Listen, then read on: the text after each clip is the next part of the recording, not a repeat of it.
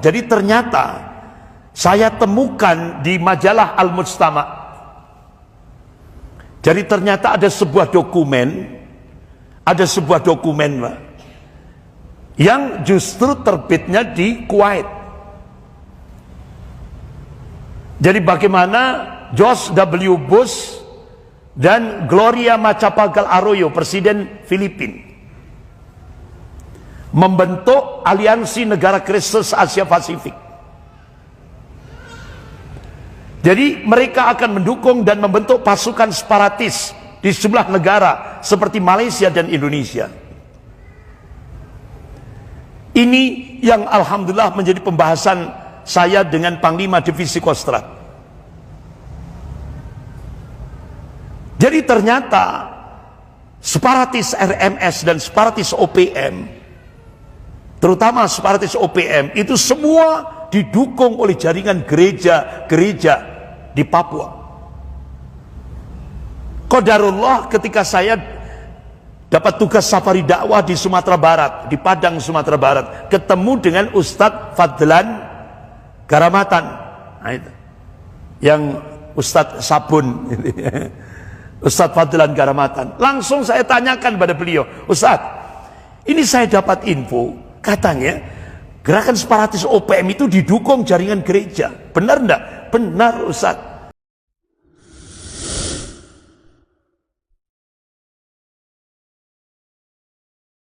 Bapak, ibu-ibu yang dimuliakan Allah, malam ini kita membahas satu tema, yaitu Islam dan kebangsaan. Bapak, ibu-ibu yang dimuliakan Allah, ada sebuah teori, yaitu tentang destruction of healthy state, penghancuran sebuah negara yang sehat. Jadi kalau negara sehat itu cirinya stabilitas, keamanannya bagus, equity, keadilannya tegak, pertumbuhan ekonominya bagus. Itu ciri negara itu sehat. Nah, sekarang ada sebuah teori tentang destruction of healthy state. Jadi bagaimana menghancurkan sebuah negara yang sehat.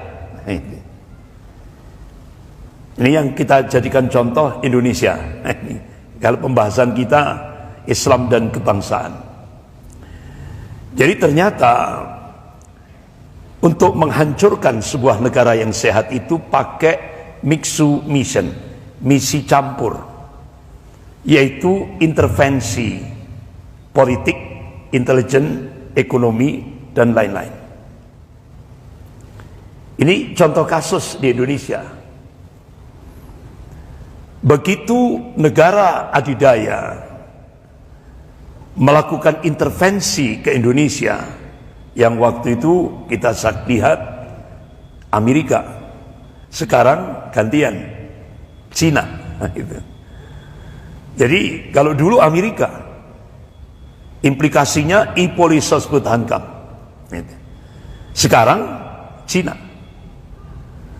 Jadi benar-benar mereka ingin menciptakan instabilitas lewat intervensi politik, intelijen, ekonomi. Ini yang lebih utama. Tujuannya apa? No growth, no acceleration. Tidak ada pertumbuhan ekonomi, tidak ada percepatan pembangunan. Mereka, negara adidaya ini, dalam hal ini Amerika dan Cina, ingin menjadi Sinterklas, dewa penolong, supaya Indonesia bergantung. Kalau dulu ke Amerika, sekarang Indonesia bergantung ke Cina. Inilah strategi menghancurkan sebuah negara yang sehat.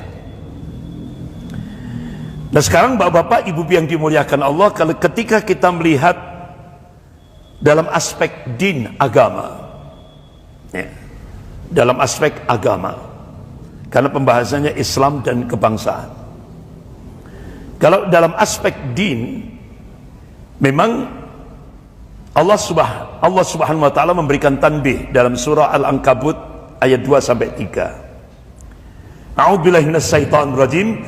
ahasiban nas ayutraku ayyakulu amanna wa hum la yuftanun walaqad fatana alladziina min qablihim fala ya'lamallahu alladziina shadaku wa la ya'lamal kadhibin.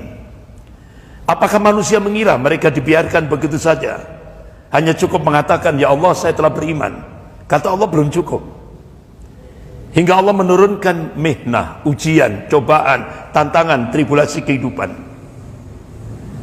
Justru dengan ujian, cobaan, tantangan, tribulasi kehidupan itu Allah ingin tahu siapa yang istiqomah dalam keimanannya, dan Allah juga ingin tahu siapa yang dusta akan imannya.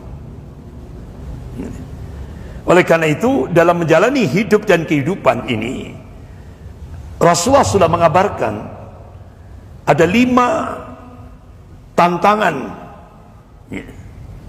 baik internal maupun eksternal, yang akan dihadapi oleh setiap saksiyah pribadi mukmin.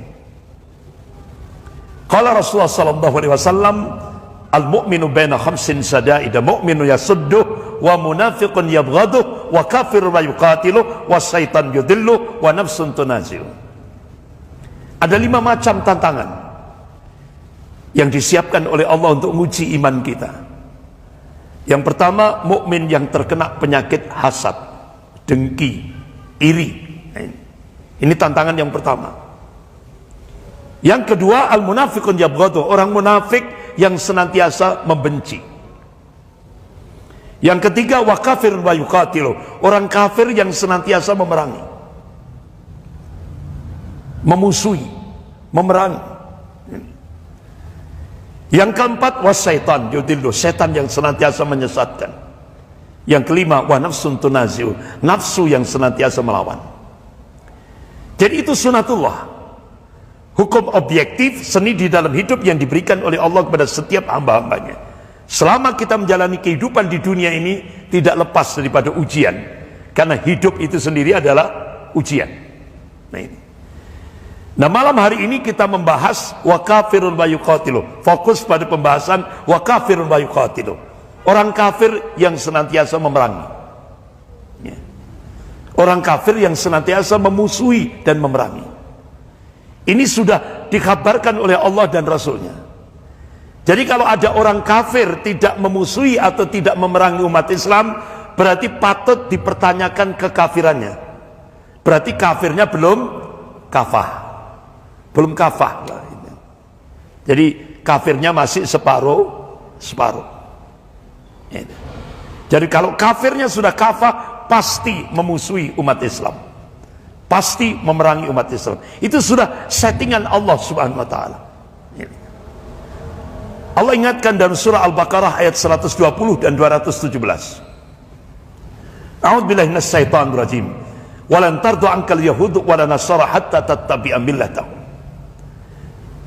Di dalam ayat itu ada huruf lan, itu maknanya selamanya, berarti ila yaumil qiyamah. Kata Allah, al-yahud wa nasara, orang-orang Yahudi dan Nasrani tidak akan pernah ridho, tidak akan pernah rela, tidak akan pernah senang kepada umat Islam ini, sampai umat Islam masuk ke dalam milah mereka, agama mereka. Allah tegaskan lagi dalam surah Al-Baqarah ayat 217. A'udzubillahi minasyaitonir rajim, wa la yazaluna yuqatilunakum hatta yaruddukum an dinikum in istata'u. Selamanya orang-orang kafir itu, orang-orang Yahudi dan Nasrani, tidak akan pernah berhenti yuqatilunakum, kata Allah, memerangi umat Islam ini.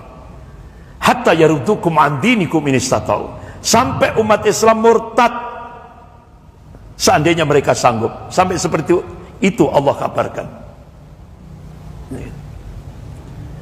Bahkan bapak-bapak, ibu yang dimuliakan Allah, Allah tegaskan lagi dalam surah Al-Maidah ayat 82 ini. A'udzubillahi minasyaitonir rajim. La tajidanna asyadan nas 'adabatan lil ladzina amalu yahuda wal ladzina asyraku. Sungguh kalian akan menyaksikan, kalian akan melihat orang-orang yang paling keras permusuhannya terhadap hamba Allah yang mukmin, kata Allah, al-yahud, Yahudi, dan orang-orang musyrik. Jadi bapak-bapak, ibu yang dimuliakan Allah, bahkan pergerakan orang Yahudi di Indonesia itu menguasai semua lini kehidupan. Jadi yang berkuasa di Indonesia itu orang Yahudi, Pak, bukan yang formal ini.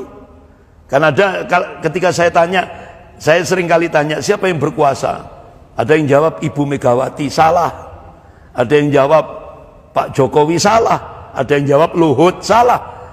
Yang berkuasa di Indonesia ini Zionisme Yahudi. Mereka tidak pernah masuk TV, mereka tidak pernah masuk koran. Pergerakannya Syria clandestine di bawah tanah, hampir 5.000-an, dan itu ditulis oleh Jenderal Sumitro dalam bukunya Dari Pangdam Mula Warman hingga Pangkop Kamtib. Nah, itu. Makanya Bapak Ibu yang dimuliakan Allah, kantor dagang yang ada di Jakarta itu kamuflase saja. Itu markas operasi intelijen. Pengendalinya di mana? Singapura. Singapura itu satelit wilayah Asia Tenggara. Siapa yang mengendalikan? Immanuel Sahab. Itu yang dibongkar oleh Jenderal Sumitro. Itu Jenderal Angkatan Darat yang paling killer. Nah, itu. Kemudian ditulis lagi oleh Kepala Bakin, Kepala Badan Koordinasi Intelijen Indonesia, yaitu Letnan Jenderal Z.A. Maulani. Nah, di Malang ini Bapak Ibu yang dimuliakan Allah, markasnya yang paling besar itu ada di Desa Sumberdem, Kecamatan Wonosari, hampir 5 hektar. Alhamdulillah, ketika saya ngambil tesis buat tesis pada saat saya ngambil program pasca sarjana, itu saya jadikan riset gitu. Jadi sampai riset saya sampai ke Aceh gitu ya. Sampai ke Aceh sana. Jadi alhamdulillah saya bukukan, alhamdulillah saya serah, dan alhamdulillah dapat respon. Saya bukukan itu, dapat respon dari BAIS, Badan Intelijen Strategis Angkatan Darat, Mabes Angkatan Darat. Alhamdulillah langsung datang ke pondok pesantren saya, langsung kita arahkan ke sana. Alhamdulillah, markas Zionis Yahudi yang paling besar di Kabupaten Malang, di Desa Sumberdem, Kecamatan Wonosari, itu ditulis pelangnya itu Zion besar merah, ditutup oleh Mabes Angkatan Darat karena itu sangat membahayakan bagi NKRI. Jadi waktu saya melakukan riset itu jam 2 malam, Pak. Saya jagong itu, jadi ronda. Jadi jam 2 malam itu rata-rata mereka masuk. Jadi ada waktu-waktu tertentu. Masuknya jam 2 malam saat umat Islam tidur. Tidak ada mobil-mobil letter N, L. Semua letter B, mobil-mobil mewah. Ya, Mercedes-Benz. Masuk ke situ jam 2 malam. Memang tidak ada dampak di kawasan sekitar, tidak ada. Tapi itu berdampak bagi Indonesia. Kenapa mereka membangun sampai 5 hektar di sana? Karena jauh dari pantauan umat Islam, jauh dari pantauan aparat. Jadi alhamdulillah kita bersyukur apa yang saya tulis dapat respon dari Mabes Angkatan Darat, langsung ditutup. Jadi sekarang ditulis dijual berapa miliar gitu. Alhamdulillah sukses gitu. Bapak Ibu yang dimuliakan Allah, jadi tantangan umat Islam Indonesia pasca merdeka, kita di 3 tahun setelah Indonesia merdeka, umat Islam dihadapkan tantangan pergerakan komunis yang dipimpin oleh kadernya Stalin, yaitu Musso. Peristiwa 1948 di Madiun, ribuan umat Islam dibantai, santri dibantai, ulama, keluarganya, sehingga ada kuburan massal di Madiun itu. Jadi benar-benar umat Islam pasca merdeka dihadapkan oleh tantangan komunis. Saat Orde Baru, ya kan? Saat Orde Baru, umat Islam di Indonesia dihadapkan oleh tantangan eksternal, yaitu dari kalangan Ordo Jesuit. Ini pengendalinya Vatikan. Yang waktu itu Bapak-bapak, Ibu yang dimuliakan Allah, tahun 1971 wartawan majalah Tempo mewawancarai Jenderal Ali Murtopo. Dari situlah baru terdeteksi. Jadi ternyata pasca peristiwa G30 SPKI, tokoh Ordo Jesuit yaitu Peter Buck dari Belanda, yang mereka ini punya jaringan langsung ke Vatikan. Jadi kalau kita buka di Google, jaringan Ordo Jesuit ini ada kurang lebih sekitar 33.000 seluruh dunia. Sangat militan sekali. Di Indonesia tokohnya adalah Peter Buck. Nah itu. Tahun 1971 dia rekrut Jenderal Ali Murtopo. Itu diwawancarai oleh wartawan majalah Tempo. Jenderal Ali Murtopo diiming-imingi, kalau Anda kepingin menjadi RI 1 setelah Soeharto, syaratnya cuma satu, habisi umat Islam. Sehingga akhirnya waktu itu Jenderal Ali Murtopo merekrut Jenderal LB Murdani. Mulailah direkrut Nur Hasan Jubaidah dari Kediri. Diciptakanlah Islam Jamaah. Tujuannya apa? Untuk menghancurkan Islam dari dalam. Berubah jadi Darul Hadis, berubah jadi Lemkari, berubah jadi LDII. Itu tujuannya untuk menghancurkan Islam dari dalam. Kemudian Jenderal Ali Murtopo merekrut Adah Jailani untuk menghancurkan NII asli. NII asli itu komandemen wilayah 1, 2, 3, 4, 5, 6. Akhirnya Jenderal Ali Murtopo menciptakan komandemen wilayah 7, 8, 9. Yang 9 itu adalah Panji Gumilang, Pondok Pesantren Az-Zaitun. Itu. Jadi tujuannya untuk menghancurkan Islam dari dalam.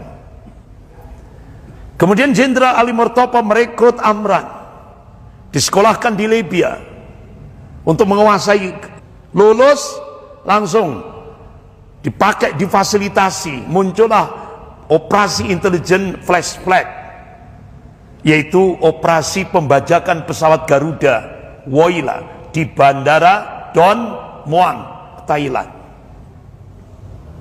Itu semua rekayasa, jebakan intelijen. Kemudian dimunculkan lagi Komji, Komando Jihad. Nah, itu. Seluruh Jawa. Habis itu diremut berapa yang dibantai oleh Jenderal Ali Murtopo. Muncul lagi peristiwa Tanjung Priok, berapa ratus umat Islam yang dibantai. Muncul lagi peristiwa Talang Sari, berapa ratus umat Islam. Itu operasi intelijen, jebakan yang dimotori oleh Jenderal Ali Murtopo. Ambisi untuk menjadi RI 1. Muncullah peristiwa Horkoneng, Usroh, ya. Muncul lagi peristiwa yaitu pengetatan para khotib Jum'ah, ya kan? Harus pakai SIM.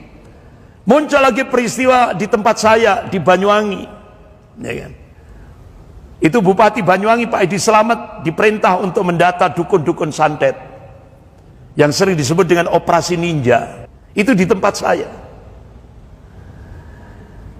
Jadi semua ini dibongkar oleh Jenderal Sumitro. Jadi rivalnya Jenderal Ali Murtopo, itu musuhnya Jenderal Ali Murtopo, yaitu Jenderal Sumitro. Dibongkar. Itu operasi menjebak umat Islam dalam rangka apa? Untuk ambisi ingin menjadi presiden RI 1. Tapi akhirnya apa yang terjadi? Pak Harto paham, Pak. Beliau ahli strategi. Langsung Jenderal Ali Murtopo dikotak di Menteri Penerangan sampai mati. Nggak jadi apa-apa. Jenderal Ali Murtopo mati, diteruskan kadernya Jenderal LB Murdani.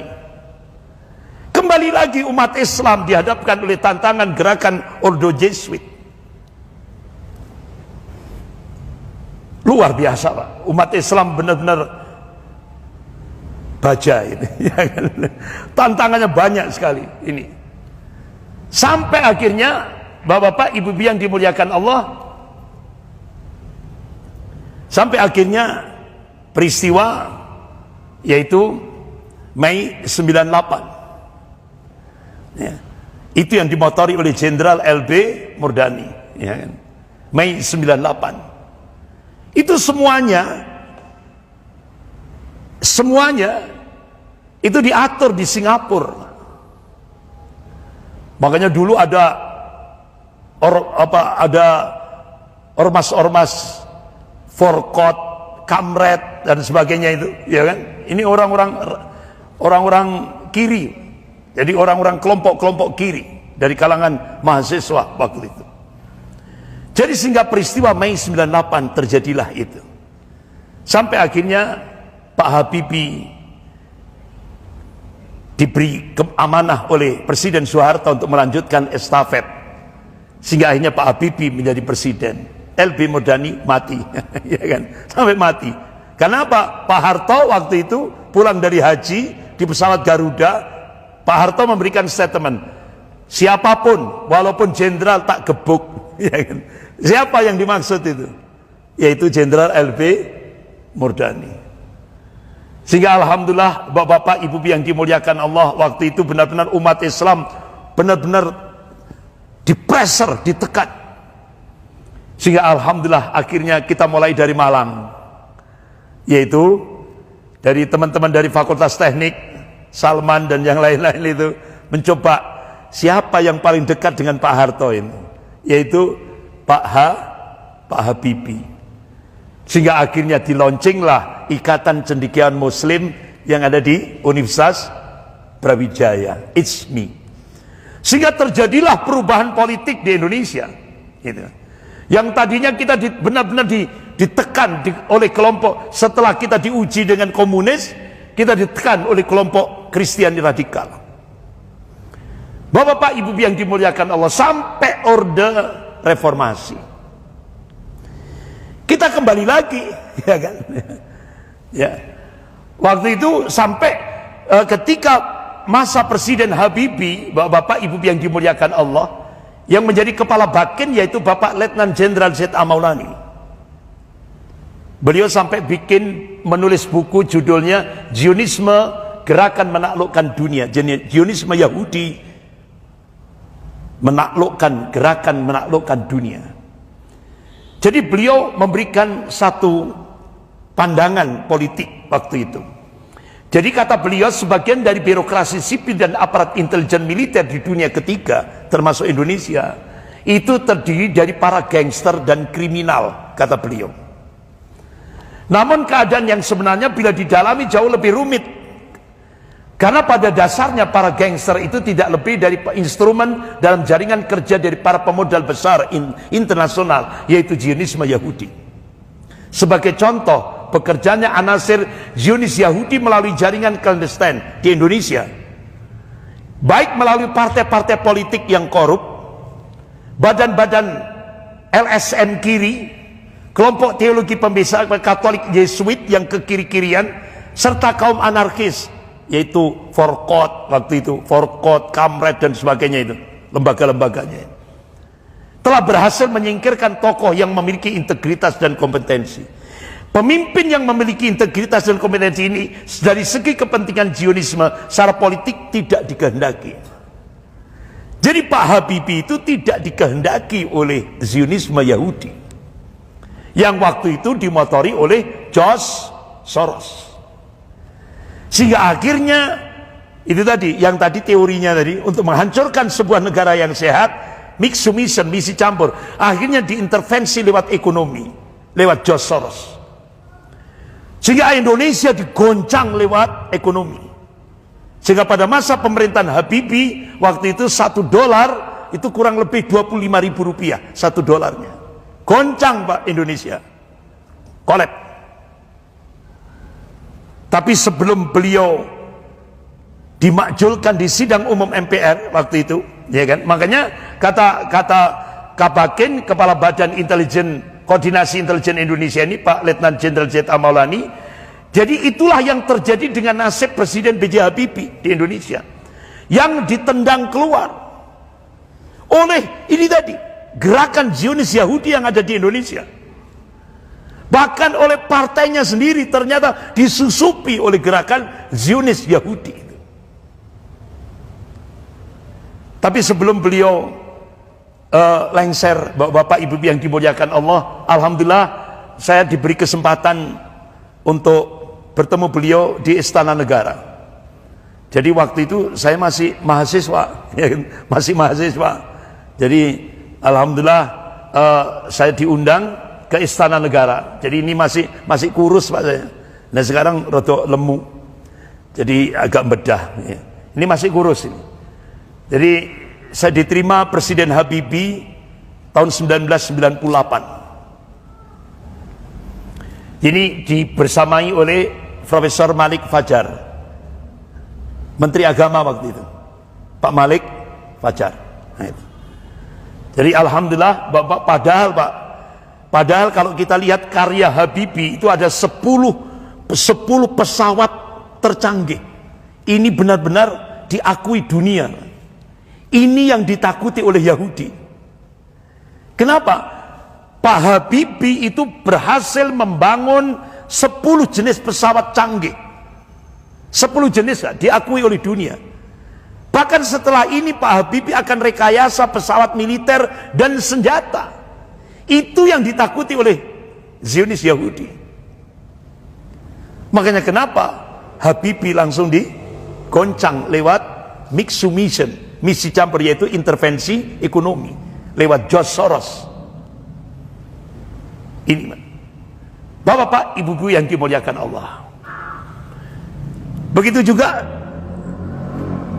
saya alhamdulillah mendapatkan info dari Mayor Jenderal TNI Ridwan, Panglima Divisi Kostrad. Jadi waktu itu beliau menyampaikan bagaimana kondisi Indonesia terutama di daerah-daerah perbatasan. Ya kan? Ini Mayor Jenderal Ridwan, ini Panglima Divisi Kostrad, ini wakilnya Wakil Panglima Divisi Kostrad, yaitu Letnan Jenderal Syahiding. Ini. Jadi Bapak-bapak, ibu-ibu yang dimuliakan Allah, saya dapat info dari beliau, bahkan saya diminta untuk menyampaikan materi di Divisi Kostrad, ya, untuk memberi motivasi kepada prajurit Kostrad. Dan alhamdulillah saya diajak makan siang bersama komandan-komandan batalion di bawah Kostrad. Nah, ini Panglima Divisi Kostrad Mayor Jenderal Ridwan, yang sebelumnya Bapak-bapak, Ibu yang dimuliakan Allah, saya pernah mendapatkan hampir 1 jam ilmu dari Panglima Divisi Kostrad sebelum beliau, yaitu Mayor Jenderal Kiflan Zen. Jadi alhamdulillah saya diundang di ruangan Panglima Divisi Kostrad, saya di briefing hampir 1 jam. Banyak ilmu tentang kondisi pertahanan Indonesia yang saya dapatkan.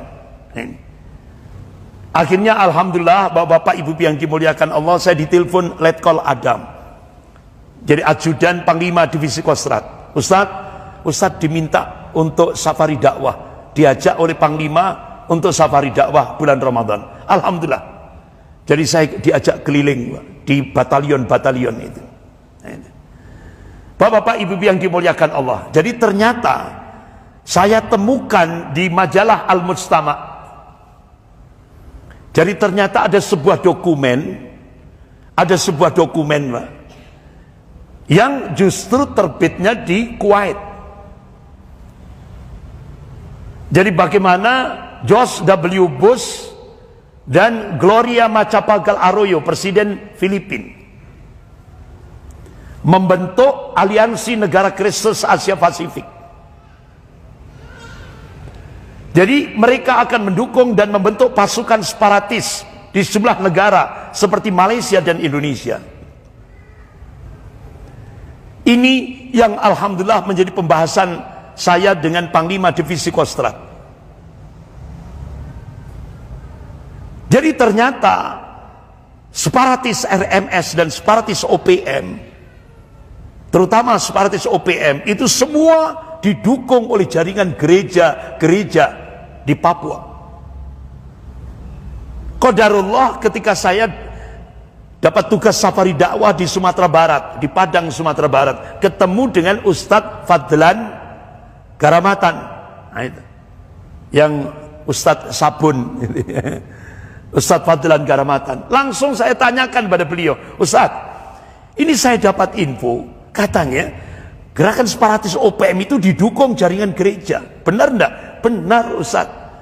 Bahkan mantan Danjen Kopassus itu Pak Mayor Jenderal Sutomo kalau tidak salah waktu itu, namanya saya agak lupa, itu beliau nyamar jadi Babinsa, Pak. Padahal ini mantan Danjen Kopassus. Jadi beliau nyamar jadi Babinsa, masuk di bandara-bandara perintis. Itu ternyata semua milik gereja. Itu yang mensupport separatis OPM. Itu yang saya sampaikan di depan Panglima Divisi Kostrad. Nah, Bapak-bapak, ternyata benar, Pak. Jadi terbongkar di majalah Al-Mustama bagaimana separatis OPM, separatis RMS itu benar-benar disupport oleh tadi itu negara-negara Eropa dan Amerika. Makanya dibongkar di majalah Al-Mustama yang terbit di Kuwait, bagaimana George W. Bush dan Presiden Filipina tadi membentuk satu gerakan pembentukan aliansi negara Kristus Asia Pasifik, yang itu meliputi mulai dari Filipina, Singapura, Taiwan, Makau, Hong Kong, Sabah, Sarawak, Perlis, Penang, Selangor, Perak, dan Maluku, Timur Leste, Sulawesi. Ini Bapak-bapak, ibu-ibu yang dimuliakan Allah, alhamdulillah saya juga mendapatkan bagaimana info-info tentang pertahanan ini dari Wakil Komandan Arhanud. Alhamdulillah saya juga mendapatkan info dari beliau. Bahkan ketika saya di Jakarta, alhamdulillah Bapak Ibu yang dimuliakan Allah, saya bertemu dengan Wakil Direktur BIN, Badan Intelijen Negara, yaitu Jenderal Muhdi PR. Alhamdulillah waktu itu saya dibersamai Ketua Bidang Dakwah Majelis Ulama Indonesia Pusat, yaitu Kiai Haji Khalil Ridwan LC, dan Ustadz Suhada Bahri LC. Alhamdulillah kita banyak mendapatkan info-info bagaimana situasi keamanan di Indonesia dari Wakil Direktur BIN, Badan Intelijen Negara, yaitu Jenderal Muhdi PR.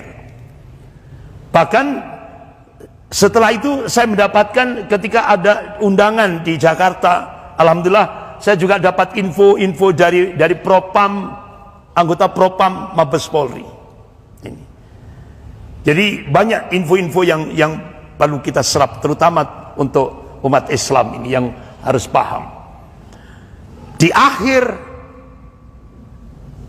masa peralihan, yaitu bulan Februari 2014, jadi tanggal 23 Februari 2014, jadi akhir pemerintahan Pak SBY waktu itu, akhir pemerintahan Pak SBY, jadi masa transisi. Akhirnya saya bikin seminar sehari, temanya rodok kereng, Pak. Membongkar konspirasi Amerika dalam menghancurkan Islam di Indonesia. Saya undang waktu itu mantan Kapuspen dari Kodam Siliwangi, yaitu beliau pengamat intelijen Kolonel Purnawiran Herman Ibrahim. Itu masa transisi, masa transisi. Jadi alhamdulillah tidak ada hambatan, ya kan? Tidak ada hambatan. Ya. Tapi ya akhirnya dengan kita mengadakan seminar seperti ini, langsung kita kena abunya. Jadi bapak-bapak, ibu yang dimuliakan Allah, Kolonel Herman Ibrahim, yaitu beliau mantan Kapuspen Kodam Siliwangi, beliau mengatakan intelijen dalam praktek tidak berada dalam ruang hampa. Dia membawa misi ideologi dan kekuasaan. Celakanya setelah tumbangnya komunis internasional, sebuah konspirasi global menetapkan Islam sebagai musuh dan ideologi yang harus dihancurkan. Dalam ruang itulah intelijen Indonesia bekerja dan menari mengikuti irama genderang perang yang ditabuh oleh orang lain. Menyebalkan. Sehingga akhirnya ada sebuah lembaga LSM International Open Society Foundation merilis data mengejutkan tentang keterlibatan 54 negara termasuk Indonesia dalam aktivitas penyiksaan, penculikan, penahanan, pemindahan seseorang ke negara lain tanpa melalui proses hukum, dan penculikan terduga teroris oleh Badan Intelijen Amerika Serikat yaitu CIA. Jadi bapak-bapak, ibu yang dimuliakan Allah, dari operasi ini tadi diungkap oleh LSM ini, jadi konspirasi Indonesia Amerika menjadikan Islam didiskreditkan dengan beragam strategi opini dan propaganda. Ini waktu itu kita mencoba untuk membongkar, sehingga akhirnya bapak-bapak ibu yang dimuliakan Allah, ternyata Densus 88 itu diungkap oleh beberapa media yang Fair Eastern Economic Review dan Library of Congress, Congressional Research Service ini mengungkap bahwa Densus 88 itu dibentuk atas biaya sepenuhnya dari Amerika Serikat. Jadi majalah Fair Eastern Economic Review edisi 13 November 2003 menulis bahwa pemerintahan George W. Bush mengeluarkan biaya 16 juta US dollar, yaitu hampir 150 miliar untuk membentuk Densus 88 yang jumlahnya 400 anggota waktu itu. Hal yang sama ditulis oleh koran Jakarta Post tanggal 6 September 2004 dan harian Warta Kota 12 November 2003. Jadi bapak-bapak ibu yang dimuliakan Allah, itu benar-benar nyata. Jadi dari majalah ini diungkap. Bahkan laporan Congressional Research Service, lembaga riset di bawah The Library of Congress tahun 2005 memaparkan dengan rinci. Jadi dana yang dikeluarkan oleh pemerintah Bush untuk Indonesia, termasuk untuk Polri dan Densus 88, itu tahun 2004 Amerika Serikat memberikan bantuan 5.778.000 US dollar. Tahun 2005 sebesar 5.300.000 US dollar. Dan ternyata itu proposalnya itu diungkap oleh Mayor Jenderal Hartomo. Beliau waktu itu jadi Kabais. Jadi ternyata Pak, kerjasama ini untuk membantai umat Islam di Indonesia. Jadi peristiwa pada saat Jenderal LB Murdani muncul lagi pada saat era reformasi. Jadi seperti itu. Bahkan bapak-bapak, ibu yang dimuliakan Allah, mantan ini kalau sudah pensiun kan, biasanya kalau sudah pensiun sudah baru berani nyanyi lah. Kalau sudah pensiun. Jadi mantan komandan Satgas Intel Badan Intelijen Strategis yaitu BAIS, Laksamana TNI Purnamulya Wibisono menyebut kejadian teroris yang ada di Indonesia hanya rekayasa untuk mendapatkan proyek dolar dari Amerika. Jadi rakyatnya dikorbankan untuk mencari dolar. Nah, bahkan bapak-bapak strateginya ini diungkap oleh Pak Mulya Wibisono. Invitasi ke dalam kelompok Islam yang memiliki semangat perlawanan, tapi akidahnya nol, cuma semangat saja. Nah, ini kemudian dibuat radikal atau lebih radikal dengan doktrin jihad yang diselewengkan, diprovokasi, dipasok pendanaan untuk melakukan aksi disertai pengelabuan informasi, sehingga terciptalah stigmatisasi negatif. Akhirnya umat Islam ya, dijadikan sasaran target. Ini kemudian contoh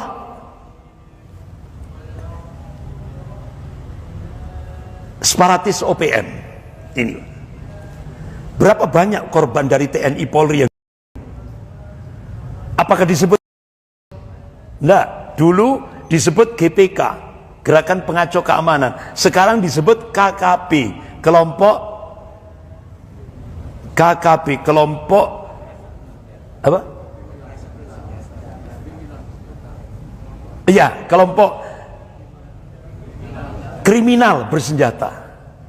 Nah, itu. Tapi karena agamanya Katolik, maka disebut KKB, kelompok kriminal bersenjata. Kalau sampai akhirnya tokohnya separatis OPM, oh berarti kalau kita disebut itu harus masuk Islam dulu. Sampai seperti itu, Pak. Harus masuk Islam dulu baru disebut. Inilah realitas di lapangan.